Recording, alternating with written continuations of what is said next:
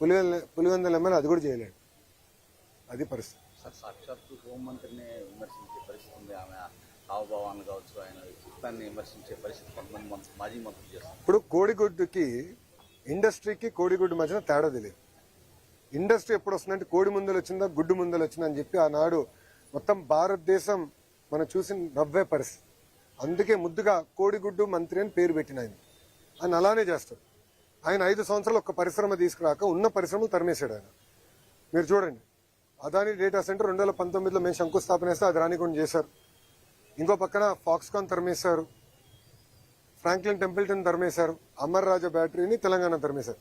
ఈ రోజు మేము అధికారంలోకి వచ్చిన 2 సంవత్సరాల్లోనే భారతదేశంలో 100 రూపాయలు పెట్టుబడులు వస్తే 25 రూపాయలు ఆంధ్ర రాష్ట్రాన్ని ఎత్తుక్కుంటూ వచ్చే విధంగా చేశాం. అది తట్టుకోలేక గౌరవ హోంమంత్రి గారు ఆమె వేసుకున్న బట్టల పైన అట్లా మాడటం చాలా చాలా బాధాకరం. అంటే ఇక్కడి నుంచి అక్కడ నడిస్తే 1 కేజీ బరువు తగ్గుతారని ఎగతాళి చేస్తాం చాలా చాలా బాధాకరం. నాకు బాధ ఏంటంటే మొన్న ఒకరు చెప్పారు, జగన్మోహన్ రెడ్డి అంట గుడివాడ అమ్మర్కి ఫోన్ చేసి చాలా అద్భుతంగా చేసామని చెప్పాడంట. అంటే ఎక్కడ పోతున్నారండి మీరు? జగన్మోహన్ రెడ్డి గారు నేను సూటిగా ఒక విషయం ప్రశ్నిస్తున్నాను.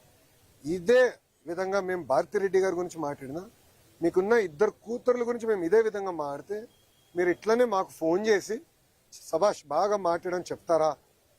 సూటిగా ప్రశ్నిస్తారు. ఇదేనా మీరు మహిళలకు ఇచ్చే గౌరవం? అధికారంలో ఉన్నప్పుడు మా తల్లిని అవమానించాడు, బ్రహ్మణిని అవమానించాడు.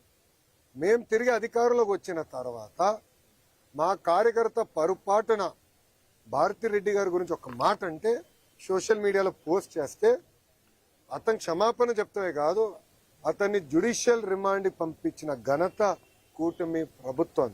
అది మాకు మహిళల పట్ల ఉన్న గౌరవం. ఇప్పుడు ఒక రౌడీ షీటర్కి, ఒక ఫ్యాక్షన్కి, ఒక గొడ్డలి పార్టీలో ఉన్న గొడ్డలి బ్యాచ్కి మహిళల్ని గౌరవిస్తానే తెలియదు. అందుకే చెప్పా, జగన్ పేరులో జీ అనేది ఉంది కదే, గొడ్డలి. సొంత బాబాయిని లేపేశాడు.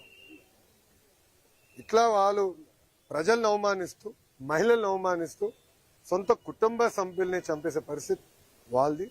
ప్రజల పక్షాన్ని నిలబడి మహిళల గౌరవం నిలబెట్టే సంస్కృతి మాది. థ్యాంక్ యూ మా.